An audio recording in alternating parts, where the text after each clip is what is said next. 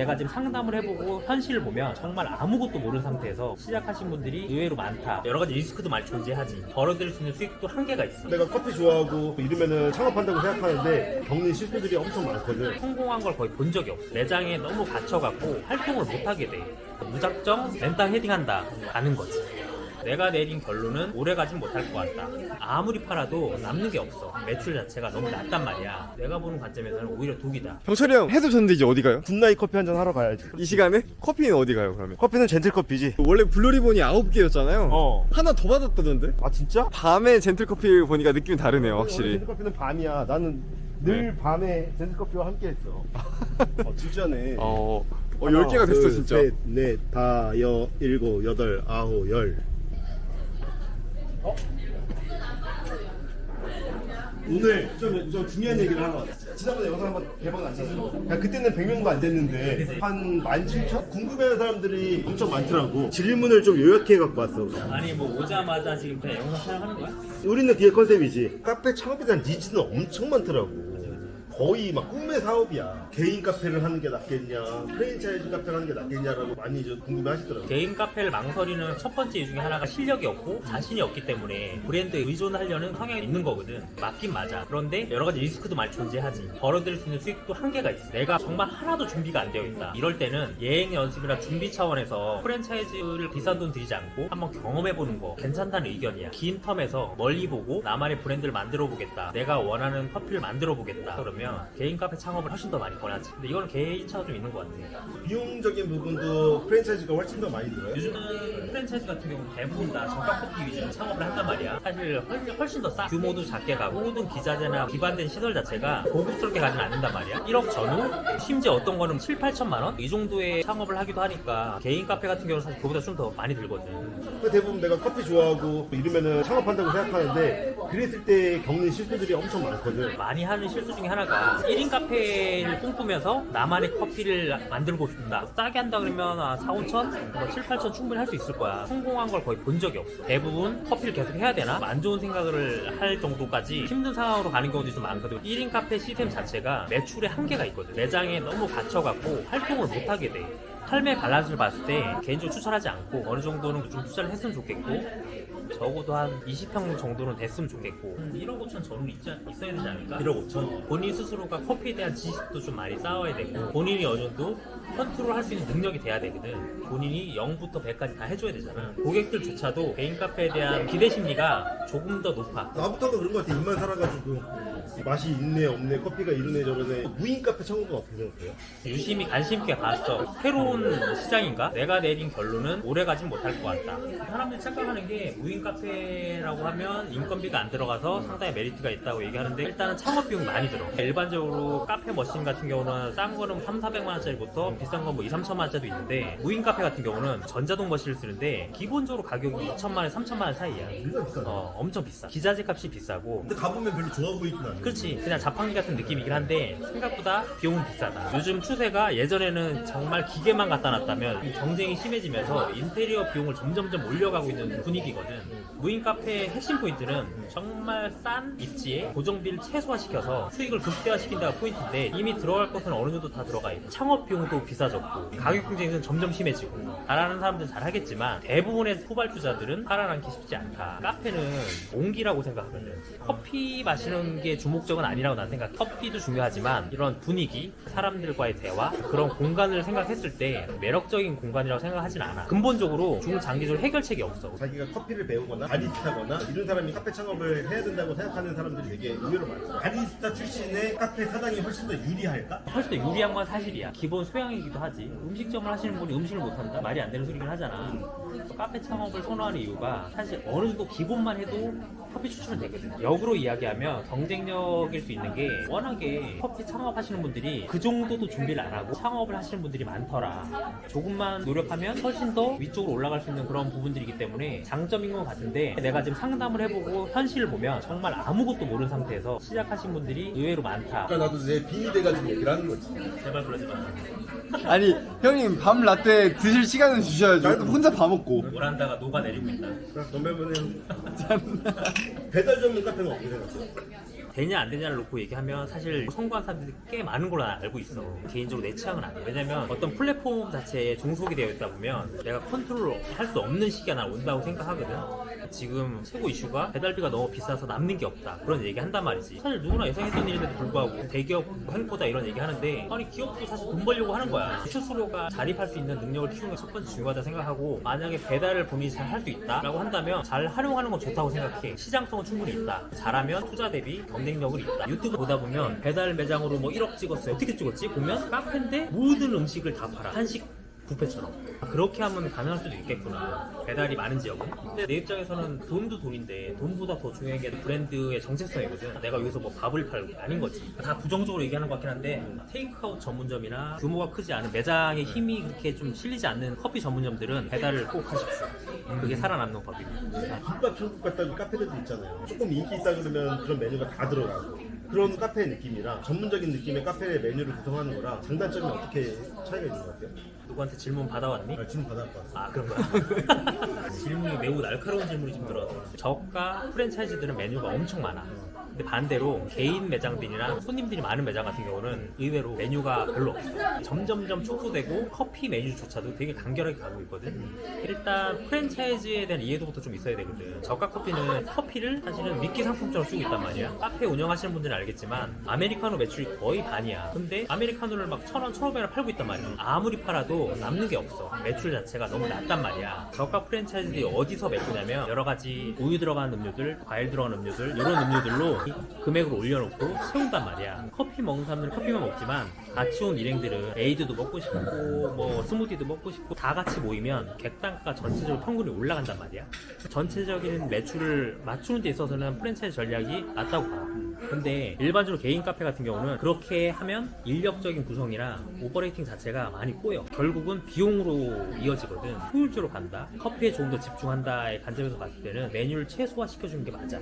그랬을 때 흔히 얘기하는 간지난다 이런 느낌으로 갈 수 있는 거거든. 그래서 메뉴를 줄이는 게 중요해. 메뉴가 작냐 많냐 이것도 중요하지만 사실 더 중요한 거는 이 카페가 계속 뭔가를 하고 있구나. 디스플레이를 변경한다던가 인테리어 분수식 변경한다던가 소품의 변화를 준다던가 시즌 메뉴 같은 걸 내면서 계속 뭔가를 하고 있다. 이걸 주는 게 되게 중요하거든. 시그니처 메뉴는 당연히 있어야 되고, 안 팔리는 메뉴들을 정리를 해주고 잘 팔리는 메뉴는 계속 지속적으로 끌고 가지고 시즌마다 또는 어떤 타이밍마다 계속 메뉴를 개발해주고 내줘야 손님들 입장에서 지루하지 않거든. 우리 매장 같은 경우도 매일 오시는 분들 많단 말이야. 근데 메뉴가 1년 내내 똑같으면 어느 순간 지겨울 거란 말이지. 다른 매장 갈 수도 있고 손님이 우리 입장에서 뺏길 수도 있는 거기 때문에 손님 입장에서는 재미의 요소도 있고 지루한 부분에 있어서도 해결해줘야 되기 때문에 계속 메뉴 개발을 해줘야 돼. 결론적으로 메뉴는 간결한 것이 좋다. 단 프랜차이즈나 저가 커피는 또 다르다. 메뉴 기획이 정말 중요해. 메뉴가 전부라고 해도 과언이 아니야. 고수들이라고 얘기하는 분들은 메뉴 기획을 정말 기똥차게 해요. 정말 티나지 않게 매출도 끌어올리고 객단가도 끌어올리는 방향으로 해서 계속 메뉴 기획을 하신단 말이야. 근데 고객들은 인지하지 못하지만 창업자나 사장님이 끌고 가는 그 방향대로 끌려가거든.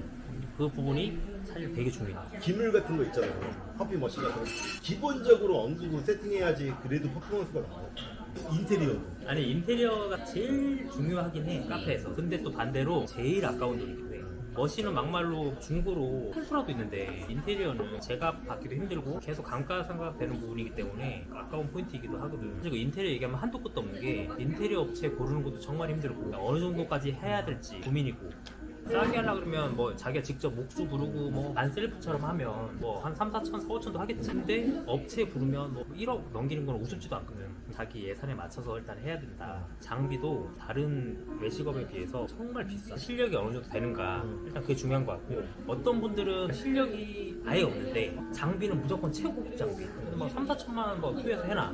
내가 보는 관점에서는 오히려 독이다. 하이엔드 머신들은 장점이 좋은 맛을 잘 끌어내는 능력치가 좋아서 사실 비싼 거거든. 근데 반대로 부정적인 맛도 잘 끌어내. 못하는 사람이 만지면 오히려 독이 될 수도 있어. 너무 또 싼 머신을 하게 되면 나중에 어느 정도 장사가 됐을 때 머신 때문에 계속 말썽을 피우는 일이 생겨. 손님을 받쳐주지 못해. 머신 맛도 어느 정도 떨어지게 돼. 하나 팁을 좀 주자면 중고 머신은 개인적으로 좀 추천하지 않아. 전 주인이 어떻게 운영을 하고 어떻게 관리했는지 사실 알 수가 없단 말이야. 상태가 생각보다 안 좋은 경우들이 많아. 정말 전문가들이 아니고서는 머신 관리 개인들은 좀 소홀한 경우들이 많더라고. 받자마자 고장나고 물 새고 이런 경우도 정말 많아. 어떻게 해야 되냐 도와달라 뭐 이런 얘기들이 정말 많은데 자동차 같은 경우는 키로수도 나오고 주기적으로 교체할 수 있는 부속품들도 있고 어느 정도 관리가 되잖아. 근데 머신은 보일러를 이렇게 갈라보지 않는 이상 뭐 석회가 얼마나 꼈는지 어디가 어떻게 고장났는지 사실 알 수가 없어. 되도록이면 새 머신 구매하는 걸 난 개인적으로 추천한다. 그럼 원두는 어느 정도로 뭐 구매하는 뭐 꿀팁이나 뭐 이런 게 있어요? 원두 젠틀커피지. 동의합니다. 원두를 고르는 거는 사실 사장님의 일단 취향이 중요한 것 같고 본인이 엄청나게 컨트롤할 수 있는 능력이 없다면 일단은 대중적으로 좋아하는 그래도 약간은 산미 있는 쪽보다는 약간 고소한 쪽을 일단 첫 번째로 놓고 선택사항으로 산미 있는 것도 붙이면 베스트인데 이거는 이제 선택사항. 근데 요즘에 창업 트렌드를 보면 원두 선택을 최소한 2개, 디카페인 정도 붙이는 구조로 가고 있거든. 거의 3종 정도는 기본으로 깔고 가는 게 기본적으로 좀 경쟁력이 있다. 형도 막 그런 얘기 하잖아요.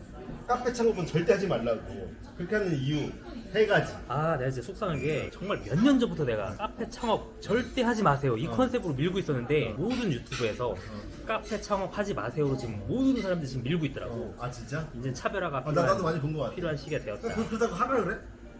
이제는 카페 창업 하십시오. 카페라서 성공할 수 있습니다.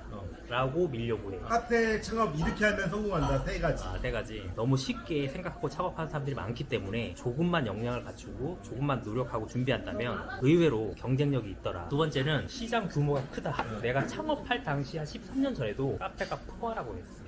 근데 계속 커지고 있어. 앞으로도 그 수요는 더 폭발적으로 늘어날 거라 생각해. 자기만의 차별화 포인트를 갖고 있으면 성공할 수 있다. 고객들의 수준이 상당히 올라갔기 때문에 할 수 있는 플레이가 많아. 스페셜티 커피라는 걸 처음에 오픈할 때만 해도 엄청나게 우리가 그 부분에 대해서 강조하고 아무리 얘기해도 고객들이 몰라줬는데 지금은 이미 고객님도 상당히 전문성을 갖추고 있고 우리가 갖고 있는 지식이나 역량이 있다면 굳이 내가 고객을 설득하지 않아도 정말 쉽게 운영할 수 있다. 나 어떻게 대박인 게 베일리라는 브랜드의 모자가 있어. 되게 좋은 모자야. 근데 커피가 좋으니까 사람들이 저기 와가지고 한 60대 70대 분이셨나?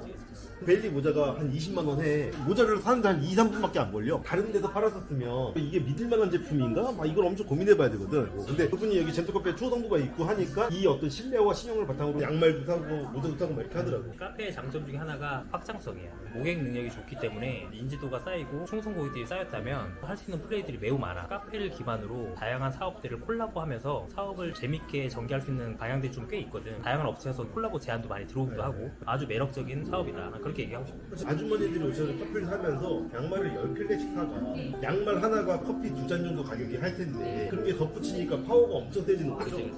근데 사실 그런 신뢰랑 이런 걸 만들기가 되게 어렵거든. 주의해야 될 게 뭐 아무거나 다 갖다 준다고 되는 건 아니고 자파점이 될 수 있으니까 그 부분은 좀 조심해야 될 것 같고 가장 중요한 포인트는 뭐냐면 고객들이 우리 브랜드나 우리 커피 매장에 대한 신뢰도가 있어야 돼. 여기는 믿고 살 수 있어. 이런 느낌을 줘야지 이게 팔리는 거지. 뭐 아무 데나 커피숍에 다 갖다 놓는다고 팔리는 건 절대 아니거든. 나 퇴근해도 되니? 퇴근하는 사람들 붙잡고 지금 몇 분 잠깐 얘기하자고 해서 몇 분? 한 시간 됐네, 진짜. 한 시간 됐나? 아니 근데 이번에 무슨 강의를 하신다면서요? 이번에 좋은 기회가 돼서 장사는 건물주다 자리를 마련해 주셔서 카페 창업의 모든 것이라는 강의를 준비하게 됐습니다. 이름도 좋다.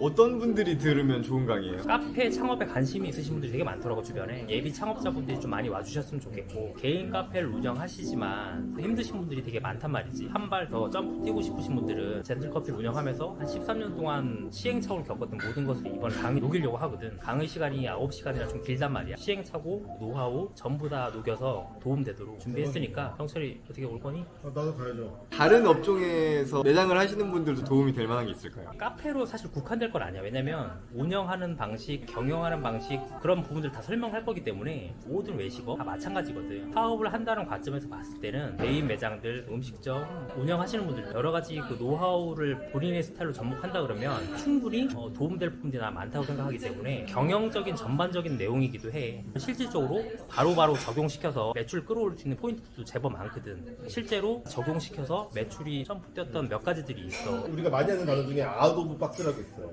박스 밖에서 바라봐야 된다라는 그런 의미인데 내 업에서만 고민하면 그 문제가 해결되지 않는 경우가 되게 많아. 하나의 업종에 국한되는 것보다 인사이트가 있는 거지. 실제로 나도 공부를 정말 많이 했는데 카페에 관련된 수업을 들어본 적은 없어. 단 한 번도 없어. 전반적으로 경영, 경제 맞물려서 공부하고 하다 보니까 결국 내 카페에 접목시키면서 좋은 결과물로 나온 거기 때문에 그런 부분에 있어서는 제가 좀 도움을 드릴 수 있지 않나.